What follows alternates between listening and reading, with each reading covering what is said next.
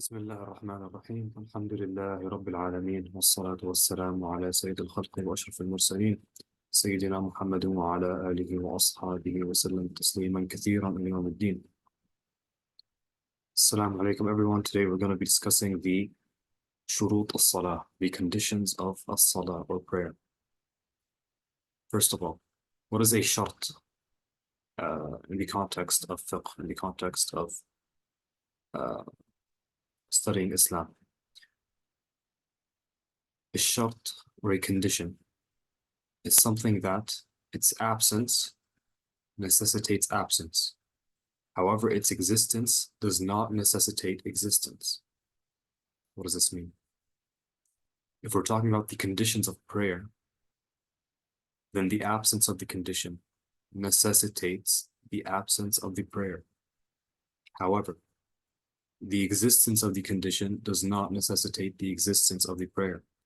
So someone who prays without tahara, regardless of whether it's wudu or tayammum, because tahara is a shart, it's a condition. Someone who prays without it, then his prayer does not exist. Even if he prays, it's as if he has not prayed.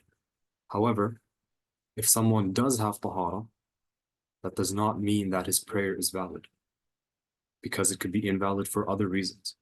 He could have tahara, but he's praying, he's purposely praying away from the qibla. So that is what a condition is in terms of fiqh. It's something that its absence necessitates absence and its existence necessitates existence. Now we can do this, we can use shurut, conditions, for sahha, for the correctness of an act of worship, or not just acts of worship, also stuff such as transactions and contracts. We can use them for correctness. We can also use them for wujub, obligation. So I gave you an example, which is tahara. Tahara is a shart sahha. It's a condition of validity, of correctness. However, something such as a shart wujub, like dukhul al-waqt, the entry of the time. Dhuhr is not obligatory before the dhuhr adhan. And so the absence of dukhul al-waqt, the absence of the entry of the time, necessitates the absence of the obligation of dhuhr. However, the entry of the time of dhuhr does not necessitate the obligation of dhuhr, because there could be other reasons which would remove the obligation, such as traveling, sickness, etc., in which you would be allowed to delay it till asr. So that is what a condition is. I defined what a condition is in general, and we defined a condition of validity and a condition of obligation. Right now, for this class, we're mainly concerned with the conditions of validity of salah, of prayer. قال المصنف رحمه الله فصل في شروط الصلاة وشروط الصلاة طهارة الحدث وطهارة الخبث من البدن والثوب والمكان. So in the first classes, we defined طهارة الحدث and طهارة الخبث. There is a طهارة which would necessitate wudu, which is طهارة الحدث, or tayammum if it's a major hadath, which is janaba. Not tayammum, sorry, ghusl. And we have the second one, which is طهارة الخبث, which is a physical impurity, which necessitates washing it off, not in wudu or ghusl, but in just a general removing of it. وطهارة الخبث من البدن والثوب والمكان. So from the body and the clothing and the place of prayer. And we discussed this in detail in the relevant class, and someone who wants to remember the exact conditions of these two taharas can go back to these classes. Right now, we're concerned with mentioning that they are conditions of validity.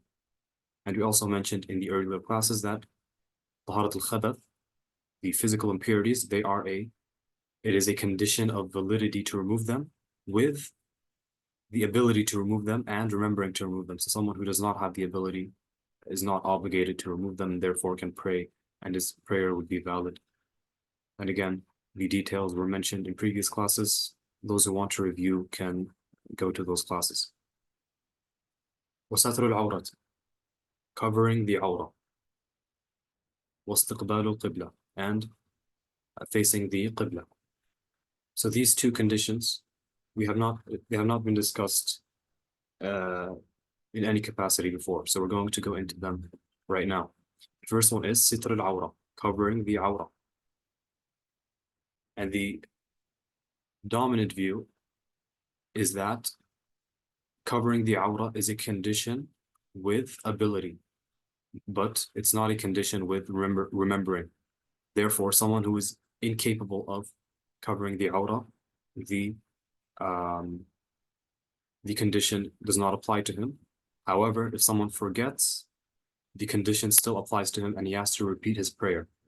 As opposed to taharat al-khabath, removing physical impurities. We mentioned at the time that it's a condition with remembering and ability. So someone who forgets that he has najasa on him and he remembers after he finishes his prayer, he does not have to repeat. However, someone who forgets to cover his awra, he has to repeat. So covering the awra is a condition with the ability to cover it. So what is the awra? First of all, it should be known that the awra, in terms of salah, is not always equal to the awra regarding other people looking. The awra in salah covers certain places, and the awra for looking covers other places, and it's also variable. So the awra of a man, for example, is different in front of his wife versus in front of men versus in front of women who are not his wife. Similarly, a woman, her awra in prayer is one thing. Her awra with men that are mahram is one thing. Men that are not mahram is one thing. Women that are mahram, women that are not known, and then there's even kafir women, which is a different category for women. So there's different classifications of what falls under awra depending on what we're talking about. For the purposes of this class, we're talking about the awra in terms of prayer, in terms of salah, what must be covered. Second thing to be noted, there is a awra mughallada and a awra mukhaffafa. There is a serious awra and a light awra. And they have different applications for the person who does not cover them. The awra for a man, first of all, as a whole, is what is between his surah, his belly button, and his knees. This is the entire awra, including the awra of, including the heavy awra and the light awra. So a prayer, so it is obligatory for him to cover what is between his belly button and his knees. And according to the dominant opinion, the knees are not included. Some other madhahib will include the had. So we have the belly button and the knees. These are the limits. Some people include the limits in the awra, whereas we do not include the limits in the awra. That is for the knees. The belly button, there is two views. Some say it is included. Some say it is not included. It is safer to include it and to cover it as part of the awra. So what is the heavy awra or the serious awra for a man? It is quite simply his dubur and his qubur, his front and his back, his private organs from the front and the back, not including the ilyatain, the two the two muscles that are covering the back awra. So a man who does not cover these two awra specifically has to repeat, regardless of any condition. He has to repeat because these are serious awras and the prayer is invalid if they are not covered. However, if a man does not cover the light awras, which are his thighs and the back of his thighs and the muscles connected to his back private part, then they would not necessarily repeat the prayer. It is, if they uncover their thighs or other light awras, then it is recommended for them to repeat the prayer if they are still in that prayer time. And we're talking about the prayer time. In this context, we're including the necessary time, the daruri time. So not just the chosen time. If he's still in the necessary time of the prayer and he uncovered his light awra, then he repeats the prayer in a recommended fashion, not in an obligatory fashion. Like, what is it for a woman? For a woman, the awra is in her entire body except for her face and her hands. Not her arms, her hands. So the light awra and the heavy awra combined equal to her entire body except for her face and her hands. So it is obligatory for her to cover them in prayer. What are her light awras? Her light awras are her limbs. So her arms, her legs. And when we say legs, we mean what is below, what is the knee and below. So the thighs are heavy awra. For a woman, it is the knees and below up to her feet, her arms up to her hands, and her chest up to the rest of her head. These are light awras. So a woman who shows accidentally or out of a disability to cover them, if she shows them in her salah, then she does not need to repeat. However, it is recommended for her to repeat in the time of the prayer. After the time ends, then there's no need for the prayer to be repeated. That is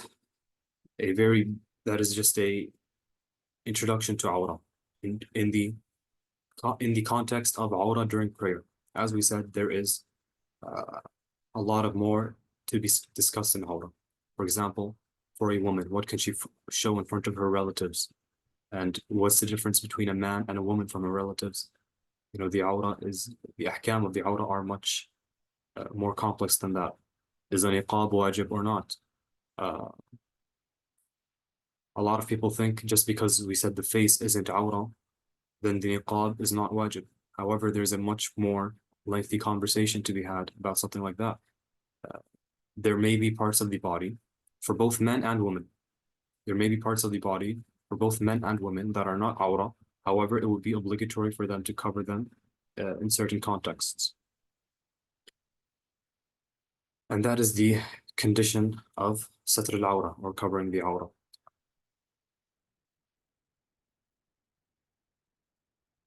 So I'm going to answer a few questions. Actually, most of it's salam. So someone asked, by back awra, is it what is anatomically termed the gluteal muscles? No. So the gluteal muscles are the light awra. What is between them, from which a human would defecate, that is the heavy awra for a man. As for a woman, then the muscles are included in the heavy awra. So for a man specifically, the heavy awra is his front private parts and what is between what is anatomically called the gluteal muscles. Everything else for a man is a light awra. Can you repeat the light awra for women? Yes. So it is the limbs, it is the legs. So the knees to the bottom of the feet, that is a light awra for women. The arms, that is a light awra for women.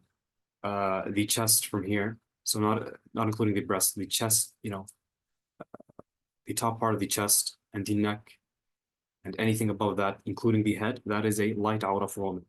So the limbs and the chest up to the head. And some people might call the head a limb, but that's not exactly conventionally understood. So that is the light awra for women. In terms of salah, as we said. طيب. واستقبال القبلة. Facing the qibla. The qibla, or the condition of facing the qibla, is different for someone who is inside the haram versus someone who is outside of the haram. Someone who is inside the haram, he prays towards the Kaaba, right? Someone can't be in front of the Kaaba and then, facing the clock tower. Someone inside the haram must be facing the Kaaba. However, for the most of us, for the most of our lives, we will not be in the Kaaba. So how do we fulfill the condition of istiqbal al-qibla, of facing the qibla outside the haram? So I'm going to annotate here.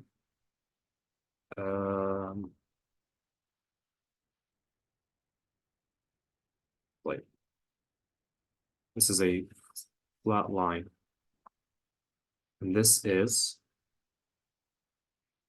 let's assume this is the Kaaba. Let's put it in the center.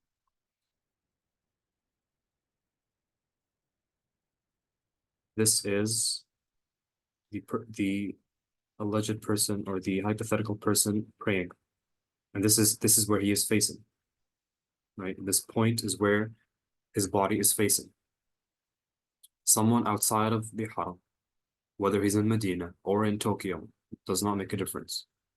He has to face the direction of the Qibla. Not the exact Kaaba, but the direction of the Kaaba. And what is meant by direction? It is meant the side. So, as you guys know, there are 4 cardinal directions. And if we calculate each direction, then there are, 90 degrees for each. 4 times 90 is a full circle. So when we say direction of the Kaaba, we mean within 90 degrees of the Kaaba. So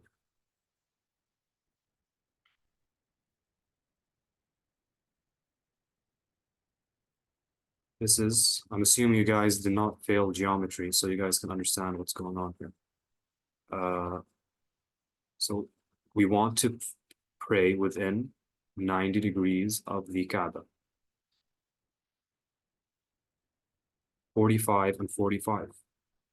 If the Kaaba is exactly in front of you, then your prayer is valid and correct if you pray anywhere within this range. So someone praying here, this direction, this prayer is valid and correct. Someone praying here, this direction, his prayer is valid and correct. So what about someone praying this direction, outside of the 45 degree line? What if someone's praying like this? In this scenario, we say his prayer is haram, but correct. Meaning he is, of course, if he's doing it on purpose, knowing where the Kaaba is, or knowing where the Qibla is, if he's praying towards this direction, he prays and he completes the prayer, then he has fulfilled the condition of the prayer. He has completed a valid prayer. However, it is not a permissible prayer. It is a haram prayer. And this is something you're going to see a lot in fiqh, that just because something is correct, it does not mean it is permissible. Something can fulfill your ibadah, your worship, and not be permissible. It could still be haram. So you are commanded to pray within this range. However, someone out here, his prayer is valid, but it's not correct. But when does the prayer become incorrect completely? When does the prayer become not even accepted? It is when you cross the 90 degree line. So we said 45, 45. You guys, again, did not fail geometry. You would know that here, there's another 45. And here, there's another 45.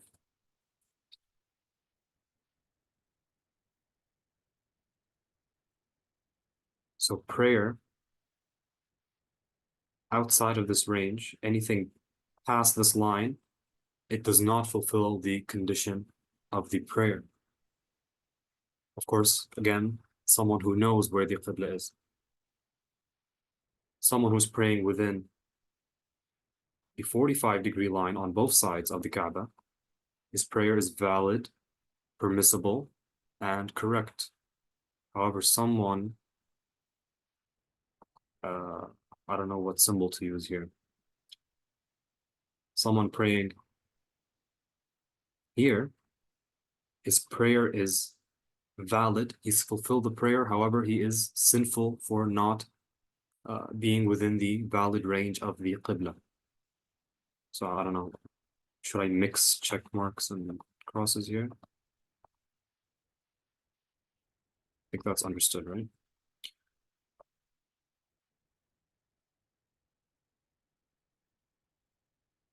What's the hukum on relying on apps rather than asking scholars or using a compass yourself?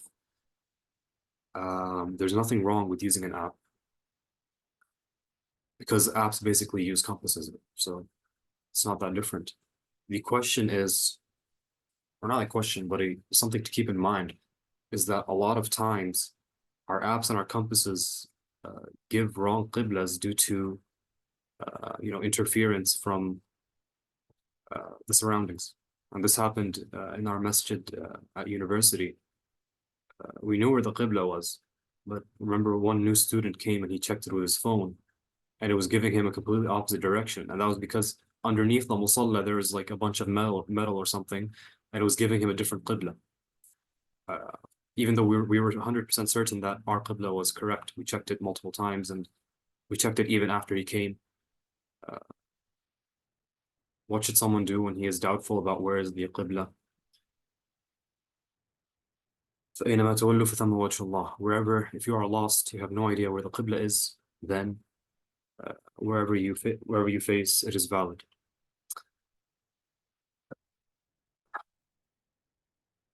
There's also something else. If there is a consensus, this is an interesting bit in fiqh. There is a consensus about where the qibla is in a town or a city or a village or whatever, then that qibla is also correct. And this happened in the mosque of Amr ibn al-As, the famous Sahabi. As you know, he was the governor of Egypt for a while, and there's a mosque there that it is argued that it is, again, of course, there is fiqhi difference of opinion about what is correct and what is valid for the qibla, but there is a debate on whether or not the qibla in his masjid is valid. And in our madhab, it is valid because it was a consensus of the Sahaba around him when they were building that masjid. It was a consensus of that group of Muslims that this was the qibla. So even if someone were to come and argue that this qibla is incorrect, it still fulfills the condition because according to us, the ijma' is a valid evidence. What if there's not an ijma'? What if it's just a group of people? Then after that, if there's a difference of opinion within the people of the city about where the qibla is, and someone using a compass and someone using a different app, and it's a whole story, then there's a long discussion to be had. And you can find it in the books of Usul al-Fiqh. Abu al-Walid al-Baji, which you guys should know who he is if you guys are willing to go the length and study the Maliki madhab. Abu al-Walid al-Baji is one of the pillars of Maliki fiqh. He has his famous commentary on the Muwatta called al-Muntaqa. Probably many would argue the most important commentary on the Muwatta, even though others would say it's Ibn Abdul Bar's Tamheed. Anyways, Abu al-Walid al-Baji has a book called Al-Ishara fi Usul al-Fiqh. It's a short book on Usul al-Fiqh, and he relays the opinion from many of the scholars that it is valid to do taqleed in a qibla the same way it's valid for a ammi to do taqleed of a mufti for a hukum. Meaning, if the imam says that the qibla is there, then it's valid to do taqleed of them. For someone who doesn't know where the qibla is. If someone knows where the qibla is and he knows that the imam is praying to a different direction and it's outside of the correct range. For example, the imam and the congregation is praying here. You guys see my mouse? He's praying here. It's valid, but it's sinful. It's permissible for him to pray with that congregation, but he should separate his qibla with his intention. So his intention should remain that this qibla is incorrect. However, it's valid for him to do taqleed of that congregation, to follow the qibla of the congregation. And again, this is if he knows that the qibla is incorrect. If he has no idea, then by bishakl awla, by priority, if he doesn't know where it is, then it's valid for him to do taqleed of the congregation. So it's a long, long discussion. But alhamdulillah, nowadays, with technology, these situations are very, very few. I can't remember ever personally being in a situation in which there was a doubt where the qibla was. So it shouldn't be that much of a problem.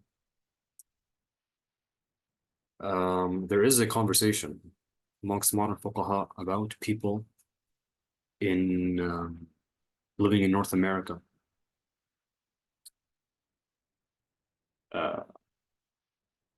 At a certain point, I haven't checked this myself, but according to some people, at a certain point, the qibla suddenly flips, right? Because at some point towards the closer part of North America to Mecca, you face towards the east. However, suddenly, at some point, the qibla becomes closer to the, if you face, sorry, not east. The qibla is east of you. Yes, so you, in the eastern parts of North America, you'd pray towards the east, but at some point in West America, the qibla would become closer for you to pray to the west. So there is a, what about these people on the line? You know, what do they do? So there's some cities in North America where you will have an issue about the qibla. They're very few. They're usually, you know, in the remote regions of Canada and Alaska. You guys all know Harun Saleh. He had a discussion with Sheikh Ahmed al-Maghili about this. We had a long discussion, and it's one of the modern points that requires some research. It's like I said, alhamdulillah, most of us are never going to be in a scenario where this comes into question. So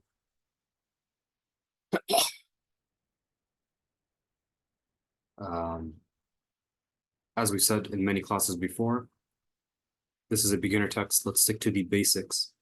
Inshallah, in the next coming classes, we're going to add bits of information and bits of information. And we'll be able to understand and appreciate these more complex questions more appropriately using our more developed knowledge at the time. But right now, this is what is important to most of the 99% of people praying are going to need this information. Everything after that is extremely niche and extremely improbable for you to come across. So this rule is important because, especially in less organized jama'ahs, whether it's in a smaller musalla with no carpets, no lined carpets, or whether you're praying with a jama'ah in a field of grass, more often than not, you would notice that it's very difficult for the line to remain straight. And it's a sunnah for the Prophet ﷺ to walk in front of the line to make sure that the line is straight. But nowadays, and subhanAllah, people are a little lazy. So the sunnah has kind of faded away. And therefore, you will see congregations where, the five people behind the imam are facing, straight with him. And then the line becomes crooked. And some people are facing, this way. Some people are facing that way. So it's important to know that if you're in that situation and you're in the middle of the prayer, you can't fix the line, right? You're in the line, you're in the first row. You can't fix the direction of the row because you're in the middle of the prayer. As long as you're in within this direction, there's no problem. It's valid and correct and permissible. And this is where the vast majority of cases of salah will fall into. Wallahi, I'd hope to actually finish shurut salah, the conditions of prayer today. Clearly, I was mistaken. So, the next condition. وترك الكلام وترك الأفعال الكثيرة. It's impermissible and incorrect to talk in the prayer, except that which will fix the tilawa of the imam, of your imam, not the imam of someone else. That is permissible. Anything else will invalidate the prayer if you speak.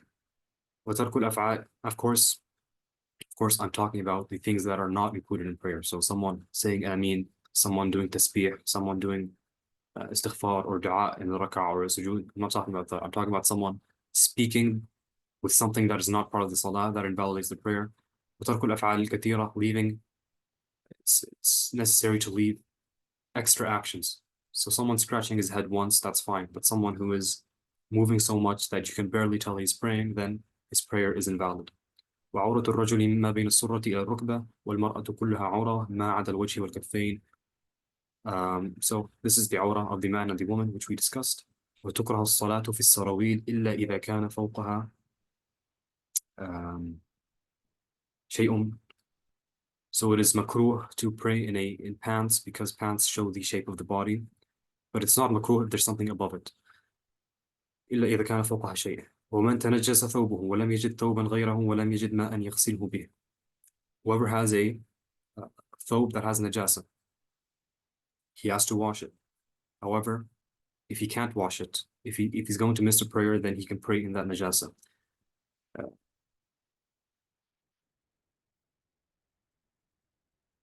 أو خاف خروج الوقت, like we discussed, if he's afraid that he's going to miss the prayer if he spends time washing it, then he can pray in that najasa.